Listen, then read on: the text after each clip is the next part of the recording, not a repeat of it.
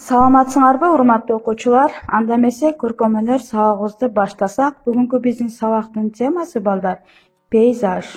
Сабагыбыздын максаты тема жөнүндө түшүнүк аласыңар, айлана чөйрөгө кылдат көңүл буруу менен аны сүрөткө тартууга машыгасыңар, жаратылышты коргоого жана аны сүйүүгө тарбияланасыңар балдар. Сүрөтчүлөр балдар өз сүрөттөрүндө жаратылышты өтө көп чагылдырышат. Жаратылышты сүрөттөө аркылуу аптаптуу жайды, коңур күздү, кыштагы аруу таза күндү жана жаздагы гүлдөп жаткан кооздукту жана башка маанайды тартуулоого болот. Көркөм сүрөт өнөрүндө балдар жаратылышты чагылдырган сүрөттөр пейзаж, ал эми жаратылышты тарткан сүрөтчүнү балдар биз пейзажист деп айтат экенбиз. Мына ушундай сүрөтчүлөрдүн бири орус сүрөтчүсү Федор Васильев. Балдар, бул сүрөттө силер анын тарткан сүрөтүн көрүп турасыңар. Бул сүрөт суулуу шалба деп аталат экен.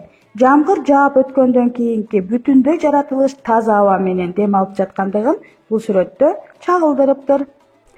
Анда эмесе балдар, көңүл бурабыз пейзаждын оңой тартуу жолун төмөндөгү видеодон карап көрөбүз балдар.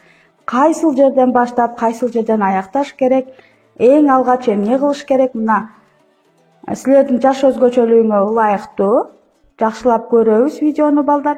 Эң алгач эле тоолордун сүрөтүн тартып жатат. Көңүл буруп, өзүбүз дагы ак барагыбызды камдап, же болбосо альбомубузду мына ушул видеону коюп алып, өзүндөй кылып тартсаңар болот балдар. Тартабыз анда бардыгыбыз чогуу. Аябай оңойлотуп берген. Көңүл буруу менен карайбыз балдар. Тоолорду тартып өттү. Эмки кезек дарактын сүрөтүн тартып жатат. Көңүл буруу менен карайбыз. Дарактын сүрөтүн тартып атат.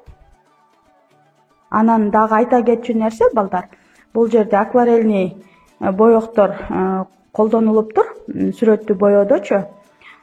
Силер карандаш менен деле боёй берсеңер болот. Сөзсүз түрдө именно ушу сүрөттөгүдөй кылып боё деген шарт жок. Бар боекторубузду иштетип, мына ошолордун жардамында сүрөтүбүздү түстөргө боеп алсак болот. Мынакей тоолордун чокуларын өзүнчө бөлүп алды.